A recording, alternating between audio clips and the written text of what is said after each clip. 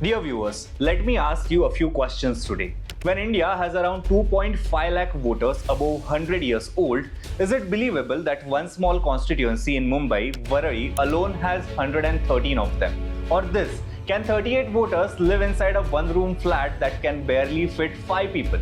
Okay, here is another. Can a father and son have different surnames? Or better yet, can they have the exact same name? And the best one, can 46 voters be registered at the address of a sweet shop that no longer exists because it has been demolished? Sounds absurd, right? You are probably thinking, has Tejas lost it? Why is he asking such ridiculous questions? Well, there is a reason. These are not random hypotheticals. They come straight from an expose by Shiv Sena UBT leader Aaditya Thackeray, who is alleging massive voter irregularities in his own constituency of Worli in Mumbai. Hello, I am Tejas and you're watching Lokmat Times. In this explainer, we will break down what Aaditya Thackeray has alleged, the bizarre examples he has presented, and the demands he is making to the Election Commission. But before we dive in, you know the drill.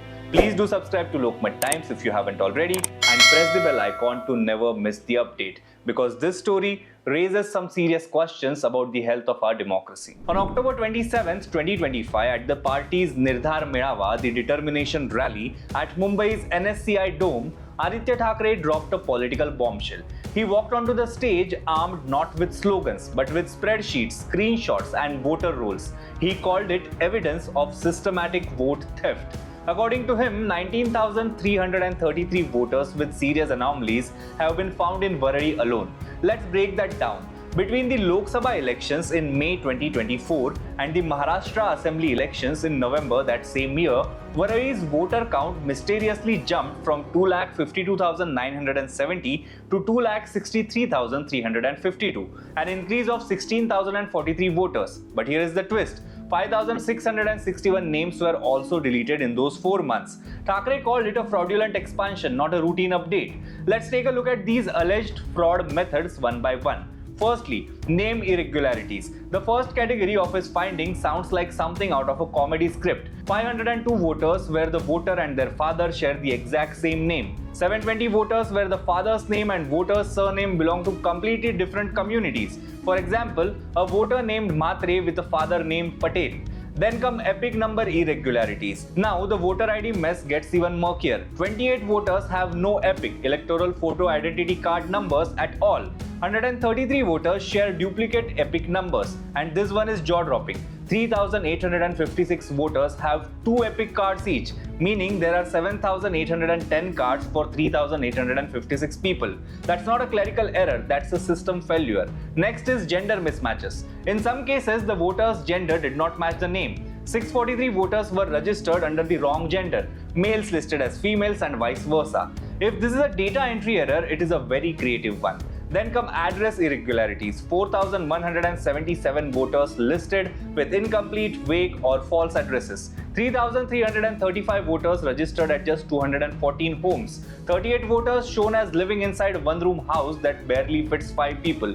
46 voters registered at Ghasitaram Sweets, a shop that has been demolished for years. Worli seems to have found a way to fit an entire colony inside a sweet shop that doesn't exist. Then comes the funniest part of it all, age irregularities. 113 voters in Worli are listed as over 100 years old. Thackeray couldn't resist the sarcasm. If you want to live longer, come to Worli, he said. Next is photo irregularities. In some voter lists, the photo themselves were missing or barely recognizable. Faces cropped, blurred or replaced by just a nose or chin. Thackeray's point was simple. If you can't identify the voter, anyone can show up and cast the vote. Then there are the resurrected voters, and here it gets even more bizarre. Thackeray cited the case of Narhari Kulkarni, a voter whose name was deleted in the Lok Sabha list because he had died, but magically reappeared in the assembly list with a brand new epic number. Perhaps he had a rebirth, but even then, he should have waited for 18 years to become an eligible voter. Additionally, Thackeray said that names of people who had died as far back as 1995 were still appearing as active voters. Then there are post-election deletions. Even after the assembly polls, 1,200 names were suddenly deleted from Worli's list without the voters being informed. Who decides which names stay and which names vanish? Nobody seems to know. A few voter list entries were even printed in languages other than English and Marathi. A small detail, but one that raises eyebrows about how these lists are being compiled and verified. Aaditya Thackeray said his official list contained 19,333 suspicious voters, but hinted the real number might be as high as 22,000 to 23,000. He warned that if regular irregularities exist across Mumbai, the total could run into lakhs of fake or duplicate entries. This isn't just an error, he said. This is fraud, a systematic attempt to steal votes. So what does Thackeray want?